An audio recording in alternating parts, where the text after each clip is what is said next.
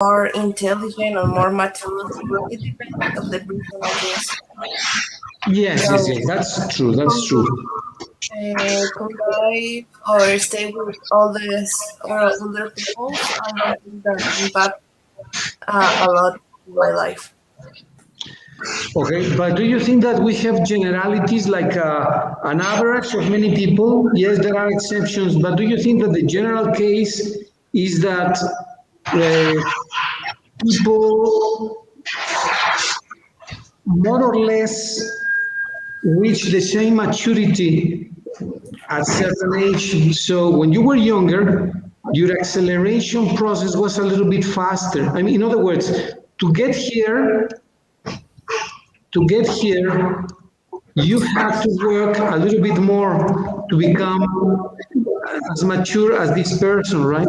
In other words, at the end of the school system, A and B have approximately the same maturity, but because A is a few months older, A had to mature more quickly. So that's my conclusion. That's not my conclusion. It's the conclusion of this book. Is the conclusion of this book, which is very interesting. But that's only one, maybe a little impact. It doesn't create a big impact, but A has to mature a little bit faster than B. The reason is obvious. If you are a 5 year older or 6 year older, right? 6 year older, 6 year older person, 6 year old their person, right? Older. And you talk with a 7 year older, 7 year older, then obviously at the end of the school, you both reach more or less the same degree of maturity, more or less the same. In other words, that A had to make a little bit more effort. You have to exercise your maturity process a little bit more, according to this book. According to this book. Well, but that's only one of the impacts. The date in which you're born, right? To become successful. It's a great book. It's a bestseller. Let's continue reading this. Can you read from here, Mitch? Outliers explains. Okay. Outliers explain what the Beatles and Bill Gates have in common: the extraordinary success of Asians at math, the hidden advantages of star athletes, while top New York lawyers have the same reason, and the reason you never heard of the world's smartest man. All in terms of generation, family, culture, and class matters what you were born. If you want to be Silicon Valley billionaire, Gladwell Arcs, and it matters where you were born if you want to be successful pilot. The lives of all liars, those people who achieve achievements, follow a normal experience, follow a peculiar and unexpected logic, and it making a Deloitte Clay Gladwell present a fascinating and provocative blueprint for making the most of human potential. Okay, well, this is really, really, truly, truly interesting. When I read it, I could not believe it. I said, "What is this guy crazy?" I could not believe what he said, but it makes total sense. It makes total sense. People say that Mexican kids are much smarter, are much more brilliant than the American kids. Probably yes, at the beginning. And then they level up and maybe eventually they surpass some of the people they maintain the same. But people say that that has to do with the language, with the way children construct language. Um, what do you think about this phrase in Spanish? Uh,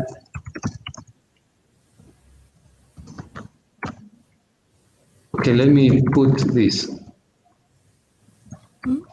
Let me put this in Spanish.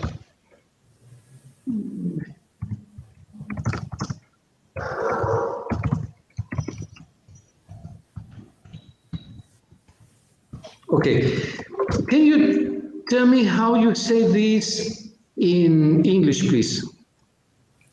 When I got a 10, you can buy me a red toy. Okay. When I get a 10, I get a 10, you buy me a red toy. Which looks more complex to master for a 5-year-old kid. We're talking about a 5 or 6-year-old kid, right? To make this construction in your brain, to have this command of the language, which one do you think is more complex? The first one, Yes, yes. Why is that more complex, Mickey? because it's longer than the second. Yes, but not only that. How do you say manzana roja? How do you say that in English? Red apple, Red apple. Okay. Red apple. How do you say juguete rojo, Mitch? Red toy. Red toy. How do you say vestidos rojos? Red dresses. How do you say casas rojas, Mickey? red houses, Okay. Red houses. Okay. Only talking about objects and colors, only talking about objects and colors, how many words does the American kid or the English kid have to learn? He has to memorize how many words in his brain? How many different words? Being a kid. For example, for the person who talks in Spanish, is rojo, rojos, rojas, and in English is just red. Exactly, exactly. In other words, you have to memorize in Spanish 1, 2, 3, 4, 5, 6, 7, 8 words as a kid, not as an adult, as a kid. As a kid, right? 8 words. And the American kid, how many does he have to learn? Mm, 5. 5, exactly. So he has to work, he has to exercise his brain significantly less. Now let's talk about actions. This is only about substantives. Let's talk about actions. How do you say yo juego?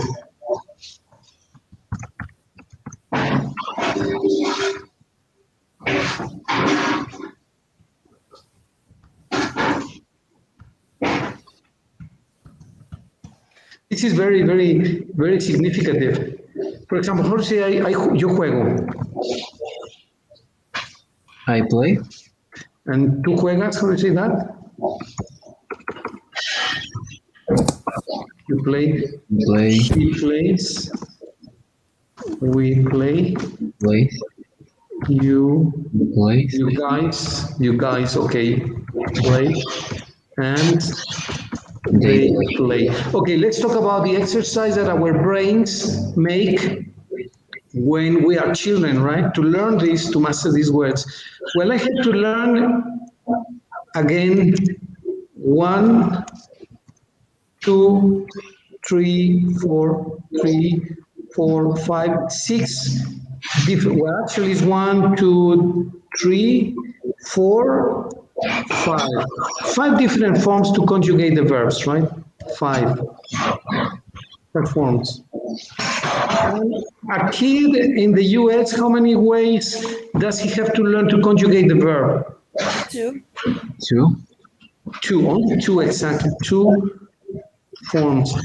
What I want to say is this: if you go to the gym, Mitch, and you do, I don't know, 50 abs, and I do 20 abs, who's going to be in better physical condition, you or myself?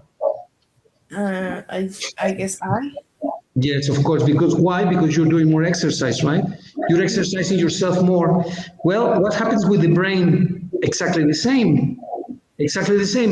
If a kid that is 5 years old learns 8 different words, when a kid at the same age learns five for the substantives, and when you learn five forms and another kid learns two, children that learn Spanish, Korean, Japanese, Asian in general, Russian, tend to develop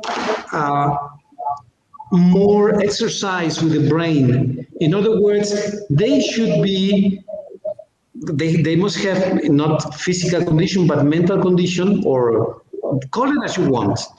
But in physical exercise is physical condition, right? So talking about the construction of language, they should be in better mental condition than other kids that learn a less complex language. In other words, the complexity of the language makes children more apt, more adept for success. So, what do you think about this, about the impact of language, Mitch, for example? Mm, well, The evidence shows other things, or what? mm, I mean, it's exactly the same. I mean, uh, a lot of parts of the world consider Spanish as one of the language more difficult to learn. Before the same thing, that is a lot of conjugations of the words, and English of one of the more easiest. So that's why impact on our life that everyone needs to know English. Maybe for that reason, or because US is really powerful. I don't know. I don't That's know a it, good. but yes. Yeah, yeah, continue, Mitch. No, no, it's okay. Yeah, I finished. Well, that's a good argument too, right? It can be because the language is very simple to learn, or because the nation is very powerful, the U.S. and the United Kingdom. What do you think, Mickey, about this concept? The impact that the construction of language has in a brain of a kid, and that the theory or the hypothesis that it says here that Asian kids uh, are more than normal in mathematics and similar careers. What do you think about that, Mickey? Um, I think that is true because in the beginning the kids learn more words, more conjugations, and the brain is like, well, I think that the brain is like another muscle, but I know It that, is. and it's you train, you can be better in that area. So I think that the beginning is so important, but if you don't continue doing like this type of exercise, your knowledge gonna be less and less and less and less. So you need to train your brain. But at the beginning, I think that the language is too important to train it. Exactly, exactly. Well, that is very, very, very good. Very good what you say and what Michi says. Very true. Let's continue about what other ideas this author has in his book, which I believe they're great, great ideas. Let me show you the index Please repeat about, one yes, minute. Thank you. okay. Let me show you the index of this book. Okay. Okay, here. This is the index. All right. Let me show you and let's read. Okay. What it says about number one, part one, the Rossetto mystery. Can you read from the beginning, Mitch, and then Mickey, you read what it says, part one, opportunity. Can you read that one, please? First, the introduction, Mitch. Okay. Oh, not again. Okay. Introduction. The Roseto mystery. These peoples were dying for old age. That's it. Sorry. Yeah, Part what one. happened? Yeah, yeah, continue, continue. Sorry. Part one. Opportunity. One. The Matthew effect for unto everyone that what? That? Had, yeah, it's the old English, archaic English, very old English. It's equivalent Okay. to had. Okay, okay. Had shall be given, and he shall have abundance, but from him that had not shall be taken away, even that which he had. Matthew 29. Yeah, this is from the New Testament. This is from the Bible, Matthew. And what it refers to is basically two things. First, that in some places people live very long ages, very long. They live up to 90, 100, 150, no, 110. So they have a huge longevity.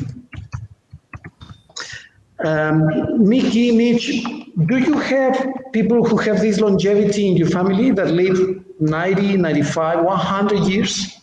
Or do you know people who live this long? No, teacher. I remember that my grand grandparent, uh, he was 86 years old. He died at the age of 86 years old. But Okay, personally, I don't know another person with a long age. okay. What do you think is the life expectancy of a Mexican man and woman? What do you think is the life expectancy I think that approximately? 75 to 78.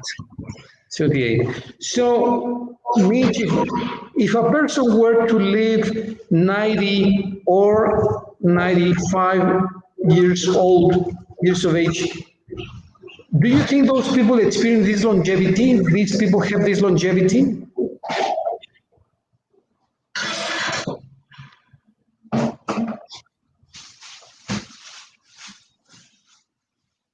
Or what do you think?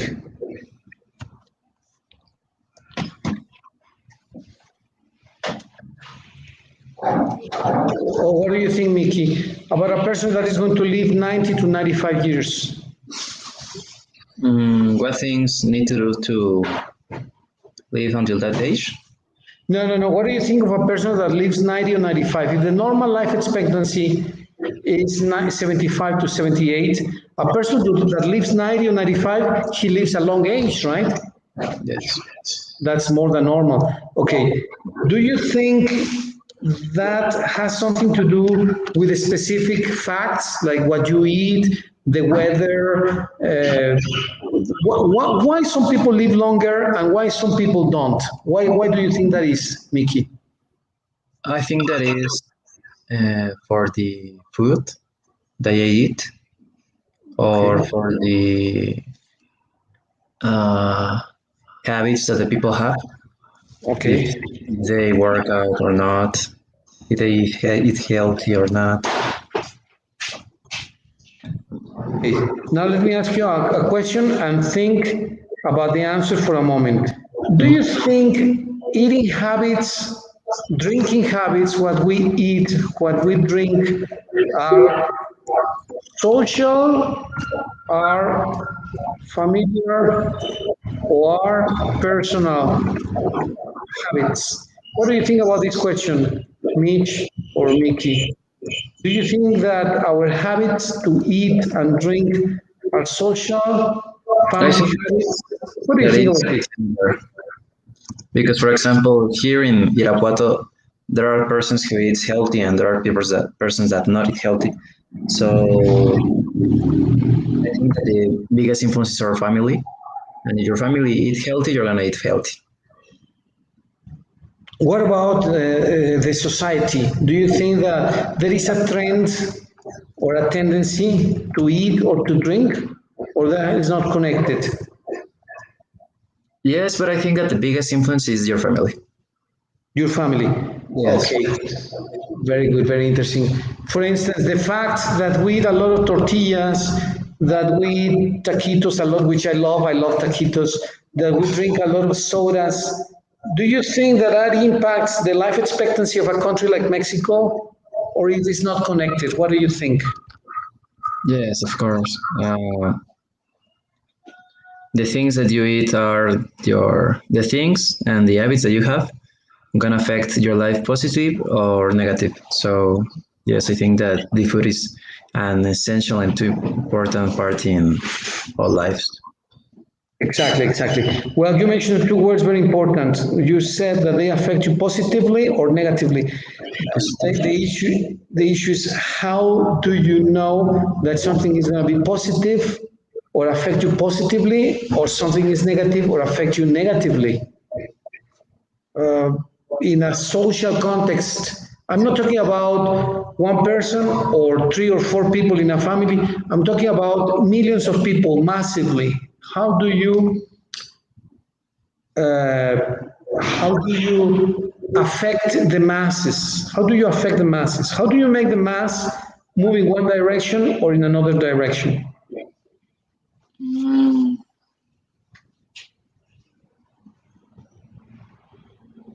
That's a good question.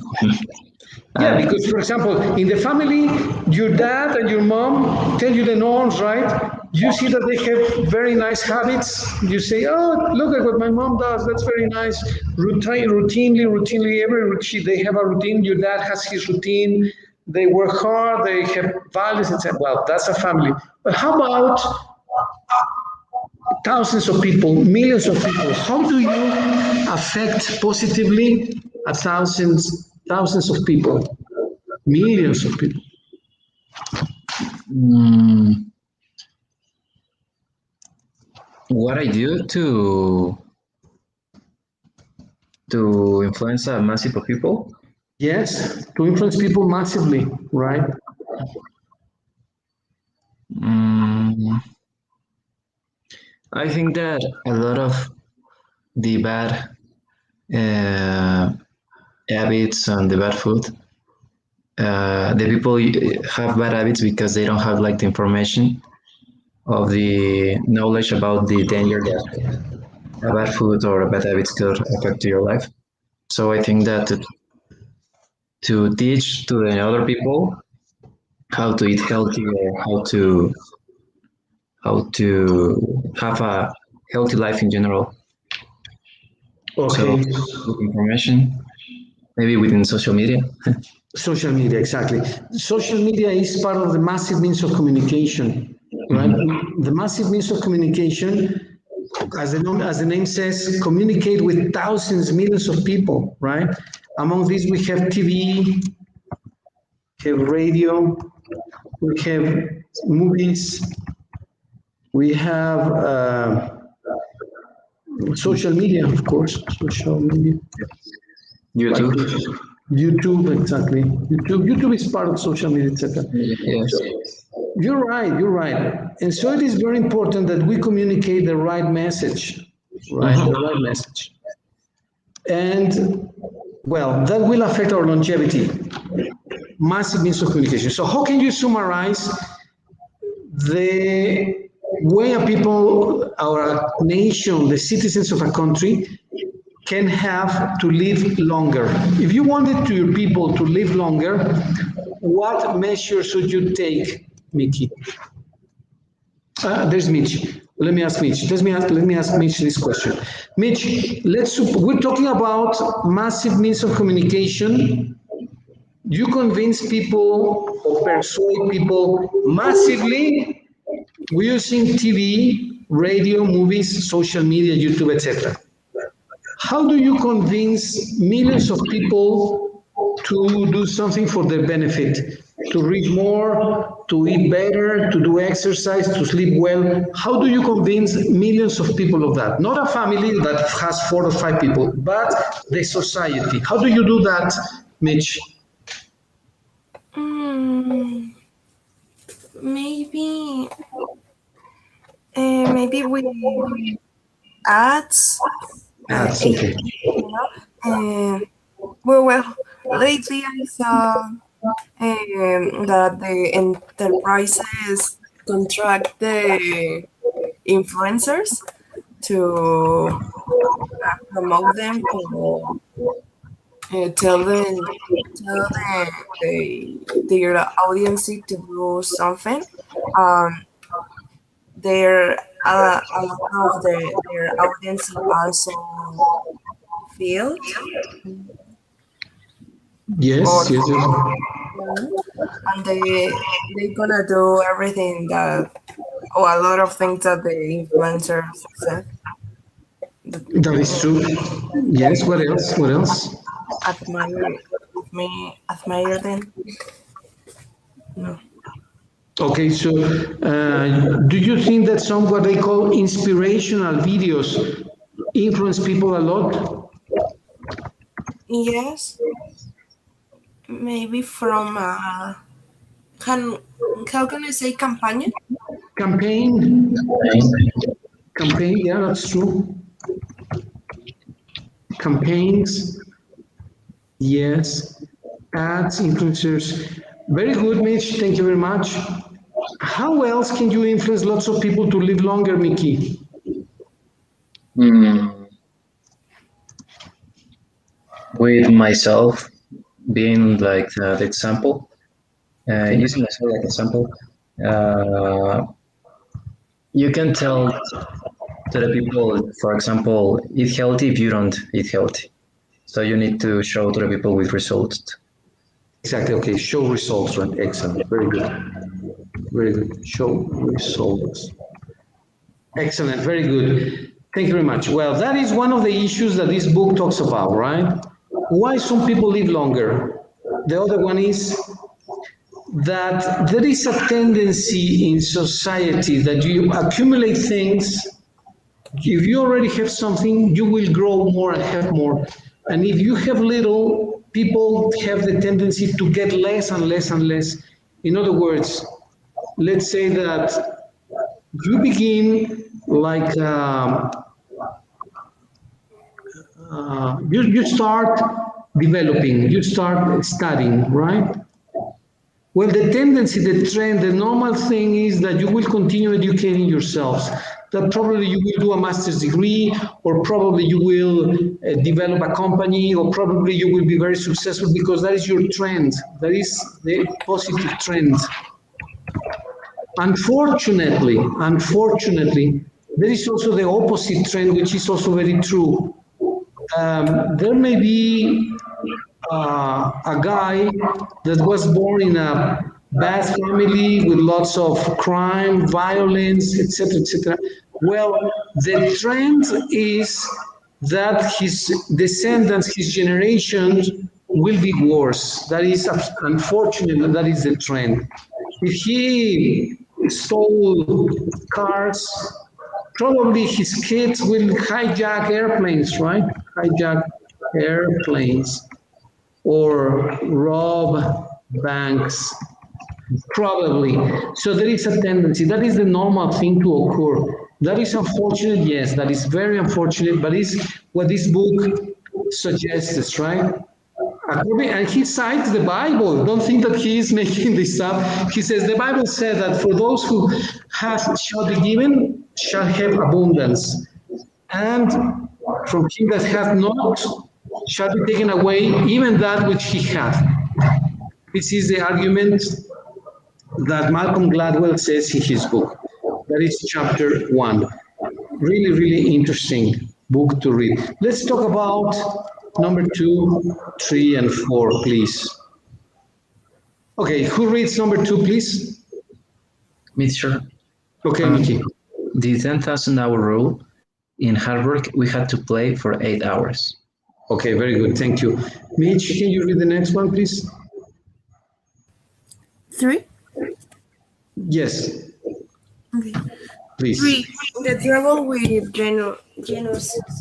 Part one. Knowledge of the voice. IQ is of little help if you are faced with a form full of clever boys. 69. Okay, very good. Okay, I'm going to explain that in a minute. Number four, Mickey, please.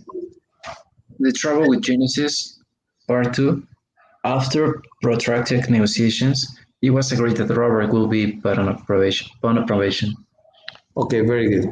So I'm going to explain the first two, and then we're going to leave the next one for later. The 100, the 10,000 hour rule. Supposedly, all the great achievements that people have had is because they put in the time. They said that Michael Jordan became a super athlete when he had practiced 10,000 hours. 10,000 hours. They said that the Beatles began being regular, mediocre, not very good, but they put in the hours, the effort, the practice, constant perseverance, and when they reached 10,000 hours, they became a hit. They became a hit. They said that Bill Gates was an average programmer, a good programmer, then he was super programmer, then he was just a fantastic programmer, and then he built his empire. So Bill Gates had to work a minimum of 10,000 hours. In other words, it says that to become great, if you have talent, that's a small component. What really matters is that you put in the hours. What do you think? Do you agree with that, or what do you think about that, Mitch? Um, can you repeat the question, teacher? Yes, the book Malcolm Gladwell says that Michael Jordan became a fantastic basketball player, but not because he was a super genius or super great physically, but because he put 10,000 hours of training. He says that minimum you need to put 10,000 hours in a sport to become great. That the Beatles became great singers, but not because they were born geniuses, but because they put in 10,000 hours. And Bill Gates did the same. So, do you agree with the concept that success is more the result of effort than the result of natural talent? Mm, I guess is for the effort you can get the talent, and everyone has to improve to the ones we want with effort. Maybe can be someone can be lucky that, for example, the people who born in famous families, they have their life do it. Those I don't know. How can I say vida hecha? Hecha? How do you say what? Vida hecha. Yes. Guaranteed life or guaranteed success. Guarantees. So I guess always can depend if the effort of people go. You can get the talent, and sometimes you can have the guaranteed success. Yeah, that is true. That is true. But I like your concept very much. You say that talent is the result of effort. In other words, that a person will become talented if he puts in the hours or the effort to do that. Is that your thesis? Is that what you say, Mitch? Yes, I guess so. I mean, not to be uh, successful, we need to be a geniuses, because we can put our effort on other activities that we can bring us the success also, like Michael Jordan. It's deportist, isn't it? Sportsman. Yes, he's a sportsman. Yes, Okay. a basketball player. The Beatles was musicians. Maybe another people want be to the influencers are also successful. Uh, some of them, and they it's not because they are geniuses. Their social medias help them. They are Okay. content. Yeah, very good. I like your argument very much. What do you think, Mickey, about this concept? Do you think that the ingredients of success then is, which are the ingredients of success then, according to the book, and if you agree or don't agree? I completely agree. I always believe that discipline beats talent. So if you're Okay. disciplined, you're gonna achieve more things than if you're only talent. If you don't develop your own talent, somebody who are working hard, who are training hard, gonna beat you. And I don't know if in which time, but he gonna beat you. Eventually, right. Totally agree. Totally agree. Very good. Okay. Now let me ask you about this. This is an interesting concept. The trouble with geniuses, knowledge of a boy's IQ is of little help if you are faced with a farm full of clever boys. In other words, let's say that actually it's a very interesting concept, very interesting concept. Let's say that Mickey is here, right? I'm going to ask you a difficult question. This is a difficult question. Let's say that Mickey has an outstanding IQ of 120 or 130 IQ, right? Which we know that there are multiple intelligences, right? Not only the analytical intelligence, but this was very popular years ago. IQ of 30, 130, right? And he's a brilliant kid, and he is good at sports, good at school, good at art or whatever, right? And he is in a society, in a group of friends where the average IQ is of 100. So his friends have 100. And they say, oh, here comes the smarty guy, or the smart kid, or the nerd, or whatever, right? It just doesn't matter the name. But they say, he's a smart kid. And they say, hey, Mickey, I have a problem. Can you help me with this? Mickey, I have this question. Can you help me? Etc. Etc. Right? So you have a bunch of people that are below your level, right? This is one situation. This is situation one. And the other situation is the opposite, right? The opposite. You are with a bunch of kids that are above average. You are in a, you go to live to, I don't know, Germany or China or even in Mexico, but in certain places, right? And the average of the kids is not 100, but 130, 140. Some people have 150. What do you think of this? Which one do you think is better for you eventually? What do you think? Are exactly the same though? Or is the same? No, No. Oh, sorry. Well, the kids of the right. This is better. In other words, let's say that you are in this situation, Mitch. You decide to go to graduate school. You decide to go to Harvard, and in this case, let's say that Mickey, with the same IQ, he goes to, I don't know, to UNAM, for example, to do a master's or doctoral degree, or you join an equivalent company in which the average of the people is 100, 100, 100, and here you are with people that have 130, 150, 125. Which situation, which condition is better?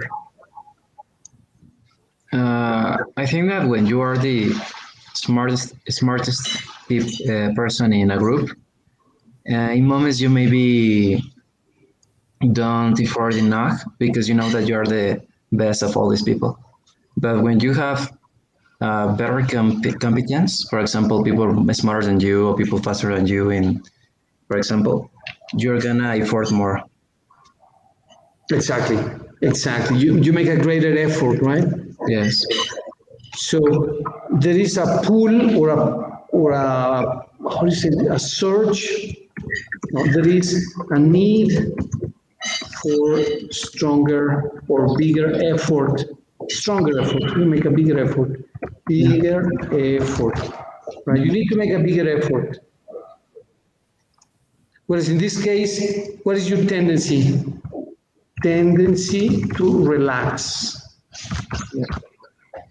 don't you think this is kind of controversial, or not controversial, kind of paradox? It's like a paradox. You are the smartest kid in the room, so your tendency is to relax. And you are among bright kids, you have the need to make a bigger effort. It's paradoxical, right? This is a paradox. I think it's a paradox. What is a paradox, Mickey? Paradoja. Yeah, but what is that? What is that? It's like something that is the I don't know how to explain. It's not easy to define this word, right? Let's look up in the dictionary. Paradox. Paradox defined. Paradox defined. Okay. Can you read the definition, Mitch, please? Yes. Paradox. A seemingly absurd or self-contradictory statement of the conclusion that we investigate or explain may prove to be well-founded or true. Exactly. So it is a situation that is true, but it seems absurd, right? Seems incoherent or strange or rare, right? You see, well, I'm the most intelligent person in the group, and I have to relax. On the other hand, in this one, you are not the brightest, and you have to make a bigger effort, right? So it's a paradox. Well, that is another concept that this book talks about. Well, okay. Let's read number 6 too, please. And with that, we finish. With 6 and 7, we finish the summary of this book. Can Uh, somebody read number 6, please? Harlan, Kentucky. Die like a man, like your brother did. Okay, I'll explain that in a moment. Can you read number 7, Mitch? Yeah. 7. The ethnic theory of plane crashes. Captain, the weather radar has helped us along. Okay, I'm going to explain this. Uh, there is, do you know what social proof is? Social proof? Uh, Ross? What is social proof? I don't know. Social proof. What is that? Or what would people say? Good manners, bad manners. Good manners, bad manners. What is this of good manners and bad manners? What does that mean? mm, for example, a person who is uh, politically correct or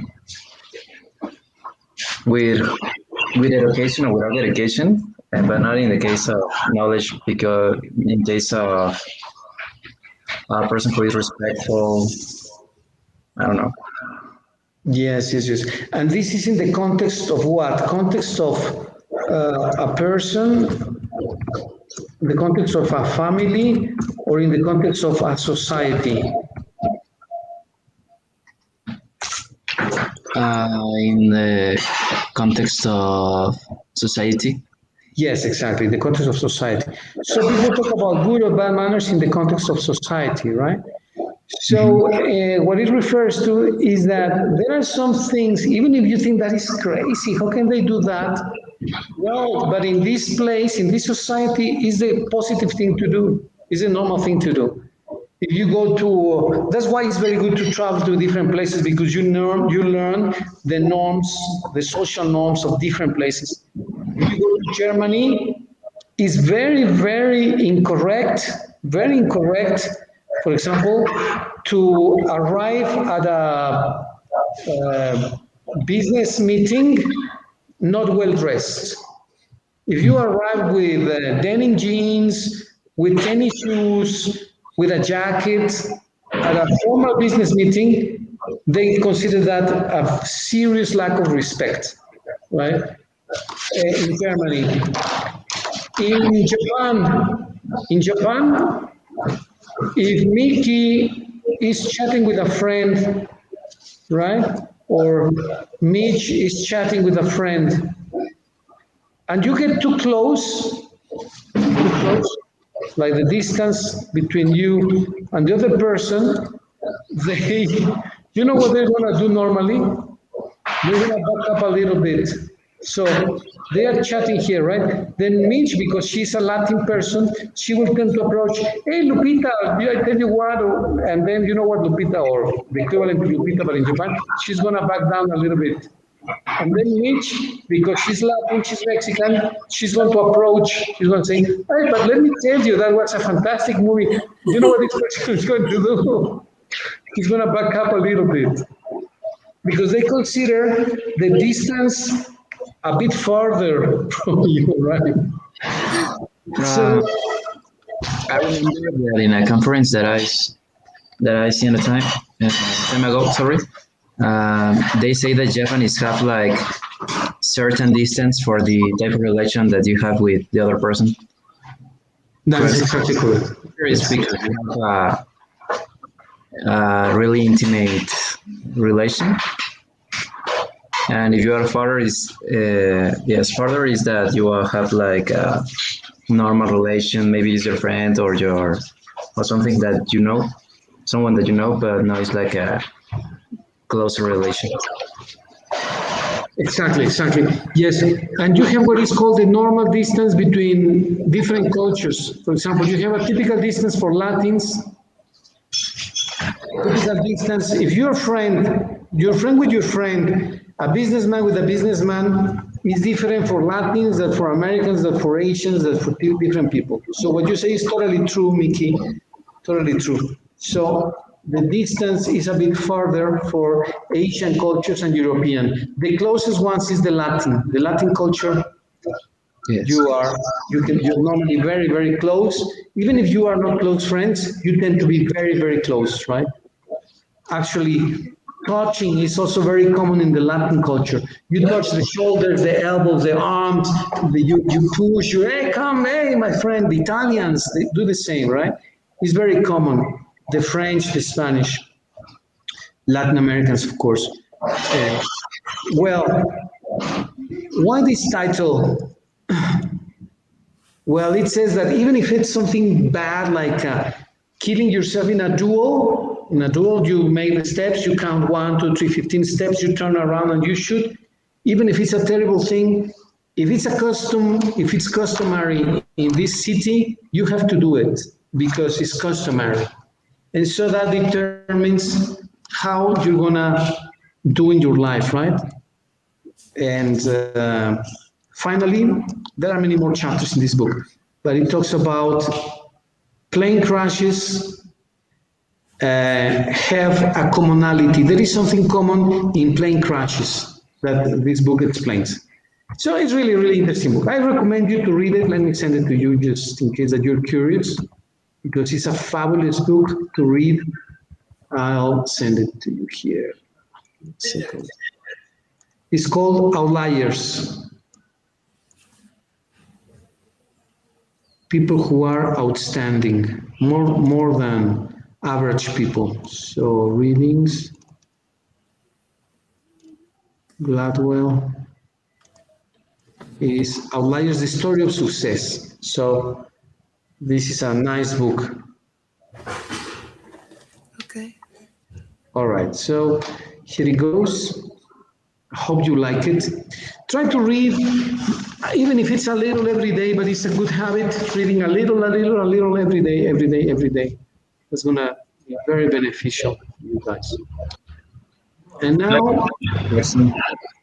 It's well, it's a curious question.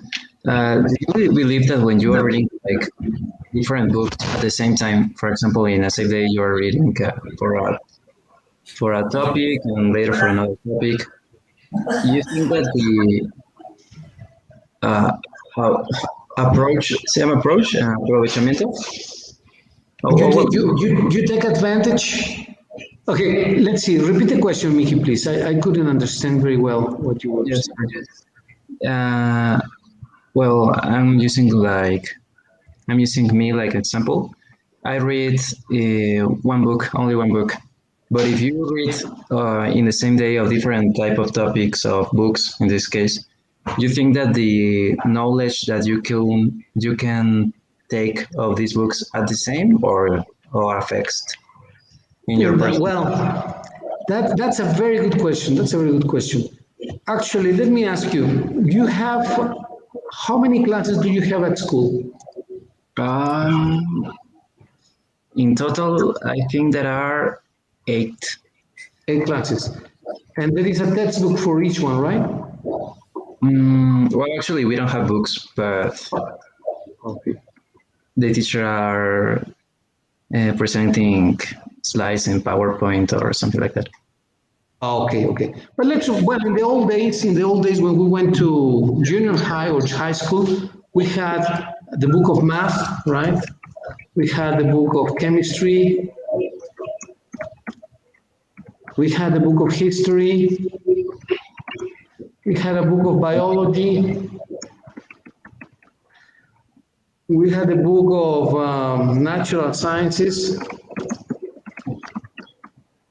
or similar, etc. My point is that you can read just one book and finish it until when you finish you start the next one. There's nothing wrong with that. That's great. Actually, some of my brothers do it like that, which and many people do it like that. Some other people can read one or two or three books at the same time if they are from different topics. It's also fine. That depends on a personal style, Mickey. I cannot say that there is a better way to do it. Some people Okay. consider that it's better for them to finish one book, and when they finish it, they begin another one. Okay, that's perfect. And some other people read a little bit of this book, and then a little bit of that one, and then a little bit of that one. So I think it should be approximately the same. Probably if you focus more in one single book and you finish it, probably it's better if it's about the same topic. Okay, teacher. Yeah. So I don't know if I answered your question, but I think it's the same to read just one book and finish it and read the other one and then finish it and read the other one, or read two or three books at a time. Because if they are different topics, you read a little bit about math and a little bit about chemistry, a little bit about history, biology, etc. What do you think, Mitch? How do you do it? About what? How do you read your books? You read one and then you finish it, and you read another one and you finish it, or you can read one or two or three books at the same time. Yes, I don't read. Well, I just read stories from internet. I don't know if that's worth. Yeah, of course, yes, that's good. Yes, yes, yes, yes. Well, there are so many books that one life is not enough to read all the material that we have. Yes. There is so much. So sometimes it's good to be like selective, or you maybe you say, well, this book I'm gonna read complete because this book looks really good. I'm gonna read this book complete. Complete. It's a great book. So I'm gonna read this complete. But this is gonna be only a reference, just references, references. And biology, I'm gonna skip biology because I don't like biology. Natural sciences, well, no, physics. I'm gonna read it at the same time as math because they are cousins. Yes. Math and physics are cousins, so I'm gonna read it more or less at the same time. I'm gonna go from one book to the other because they are more or less similar. So you can have different approaches, Mickey. Is my comment. And teacher, you how many books you read, for example, in a month? A normal book, for example, I don't know, 250 pages, 250 pages. I can read, yeah, maybe 1 or 2 books per month. Maybe,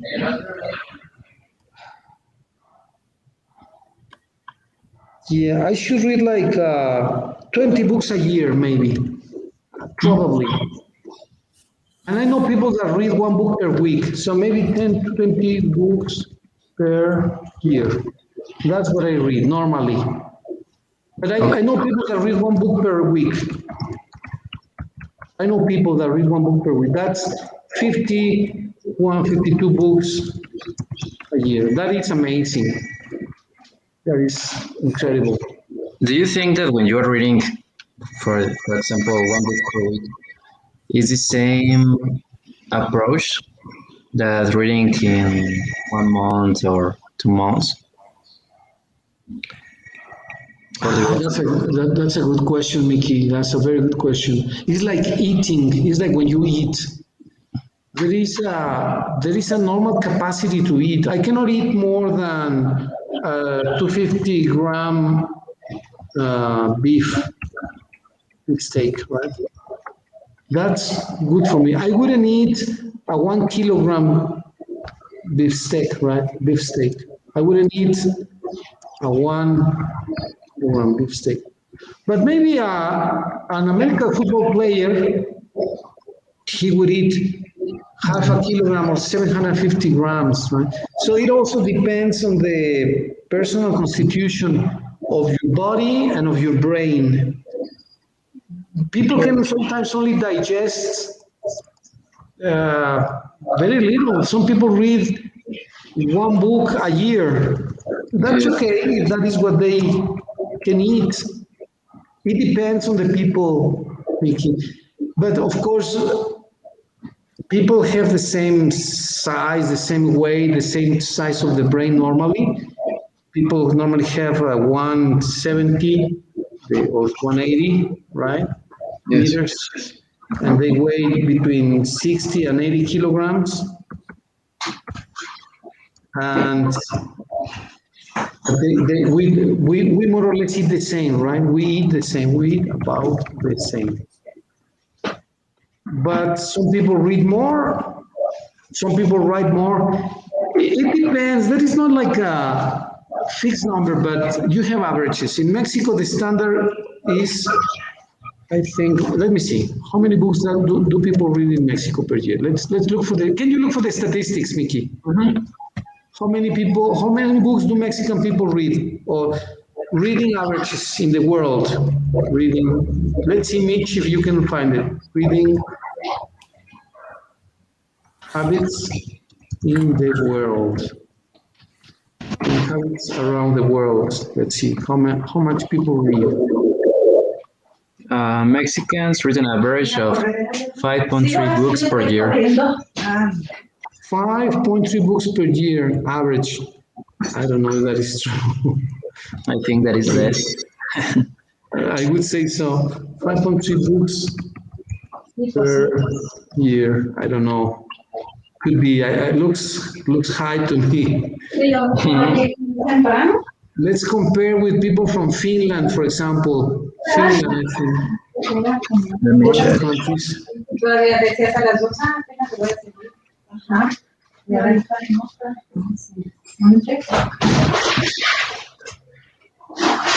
Mm, mm, mm, mm.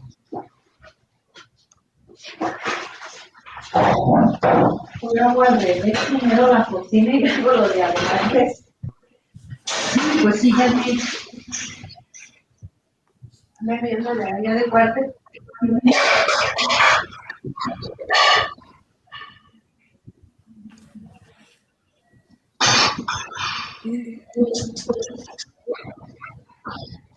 What did you find, Mitch or Mickey? Searching. China, Right. most owned 5.3 hours. Germany, I don't know. ¿Cómo? Pues bien, bien, bien. I don't know. Está pegando muchos niños. Ya tenemos al día de hoy en primaria 145. Well, I found that in Finland, over 20 million books are sold every year. 20 million books are sold where? In Finland, Finland. And what, yeah, but also look at every year, okay? And what is the population of Finland? Because that is another issue, right?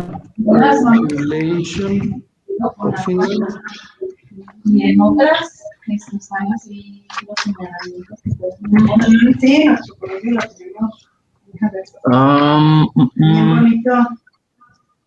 La madre está 5,50,150,70,124. Ya. Okay, so it says 5 million. Sí, los más. 20 million books are sold. An That means average that books per person. 4 books per person. That looks low, but that's only new books. That's only new books. Well, it's complex to measure it. But the literacy rate, that's clear. There is a test. I don't know if you guys, Mitch, you can look up for the PISA tests. PISA, reading, comprehension, results. Reading comprehension results in PISA performance. This is very revealing. This is incredibly revealing because that dictates the policies of some countries in their educational system. This PISA measures reading performance in the world. Let me see. There was one in which apparently, well, this PISA, you can read this with more time. I'm just going to give you the generalities. According to this, Mich or Miky, in our country, Mexico, our reading comprehension lies in the first percentile, not in the first 25 percentiles, right? 25%. In other words, if they give you a list of 100 questions, the average will understand how many questions? 25. 25, right. But if they give us 4 questions, how many will we understand? 1. Right, exactly. In every reading, for example, I read the Little Red Riding Hood, right? To the 125 million people, I read the Little Red Riding Hood. Little Red Riding Hood. And let's make 4 questions, simple questions, Mitch. Give me 4 simple questions. Very simple.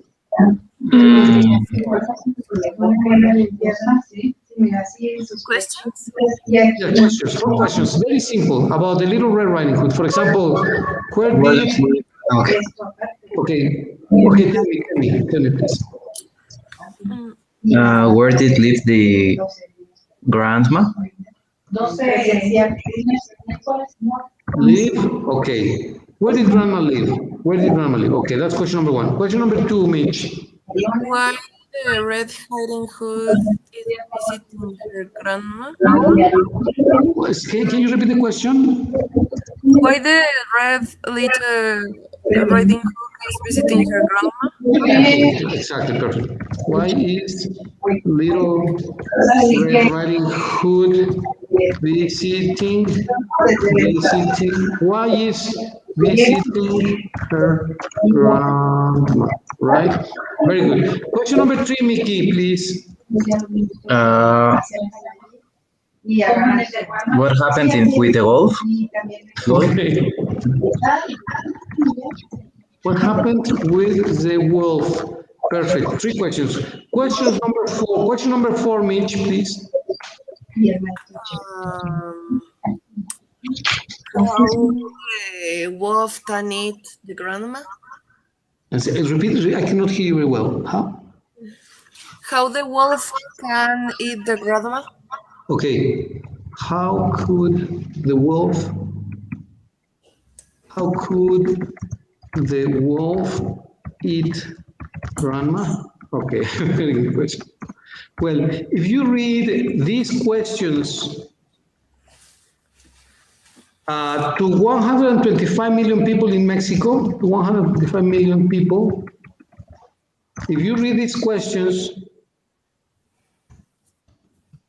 to the 125 million people in Mexico, we are going to understand only one question. We are going to understand just one question. That is incredible, right? How can that be? Right? How can we understand just one question? Okay, we read Little Red Riding Hood. Okay, there was a wolf that found a little girl that was visiting her grandma in the forest and was taking pancakes and blah blah blah blah blah. Four questions. Where did grandma live? Why is Little Red Riding Hood visiting her grandma? What happened with the wolf? How could he walk? How could the wolf eat grandma? We're going to respond only one question correctly. That cannot be. That Why? is impossible. Why? That is the average. The average in PISA comprehension test. Teacher, Correct. Yes, sir. what do you think that is the solution to this problem? Well, that's an excellent question. I think the solution is to establish reading workshops. Reading workshops. That's one of the solutions. Reading workshops, reading contests, reading contests, reading, publicize reading, promoted, publicize or promote are very similar. I'm going to use it here. Publicize or promote reading, make books available to people because sometimes the books are expensive. Make books available to people, motivate or encourage people to read. I think those are solutions. What do you think, Mickey? What do you think are the solutions, or Mitch? Which ones do you think are the solutions for people to read more?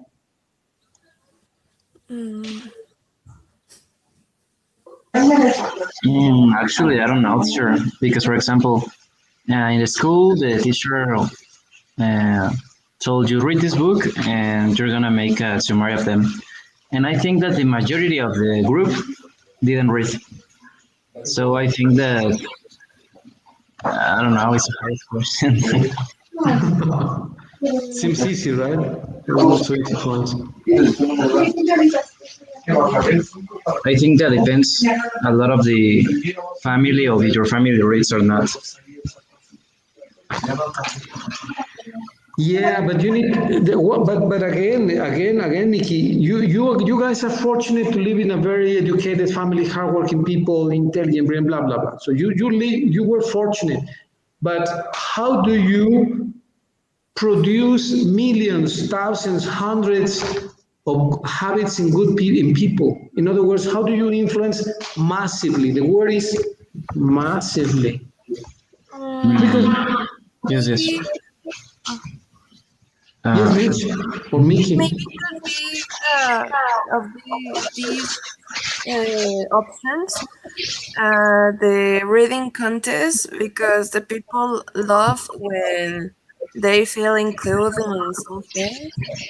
And if we are price, maybe a little or can be huge, they gonna put effort on it because they are feeling included. Everyone likes to when someone includes their self on something on one project like this. Yeah, that's a great idea, Mitch.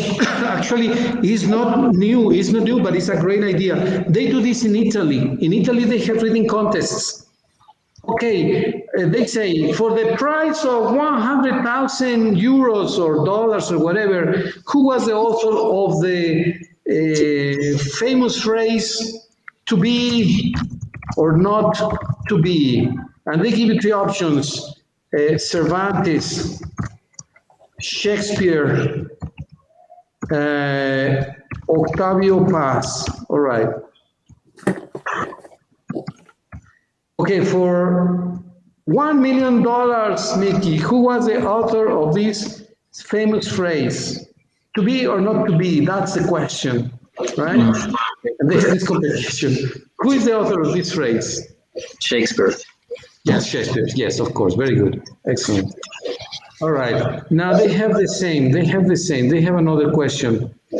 Oh, it's 2:50 already. Jeez, we run out of time. Um, well, I'd like to ask you, this is a fascinating topic. I think we cannot complete it now, but um, can I ask you for solutions maybe? Some strategies that the federal government, the state government, the municipalities can implement to make people read more and take advantage of higher culture in a country. Can you think of that? Some strategies to make people read more Yes. massively. Maybe starting with the kids, doing like games, and well, when you're, if for example you win and the other people give lollipop, you're happy with that. Start with little games of little contests, and for the youngest people, uh, trying to show topics of the interest of the people. For example, I know that there are people who reads, but reads only news of artists or how do you say chismes Gossip. or gossip. And if you start to show other type of topics, but similar, for example, the story of the music or the the story of some of Avengers movie. I don't know. The people gonna start to read, and later of that, that's gonna convert to an habit. So I think that is That is a fabulous idea. I like it very much. Well, things like that, Mickey, Mitch, we can propose next time we meet. How about that? Like the idea? yes, sure. Yes. Okay. Well, Mitch, Mickey, thank you very much for your time. See you next Tuesday. See you. Thank you very much. Have an excellent day. Thanks for You the too. class time. Thank you for the class. Thank you, Mitch. Thank you, Mickey. Enjoy and see you soon. See you next Tuesday. Take care. Goodbye. Bye. Bye bye. Bye. Thank you. Thank you. Thank you. Bye.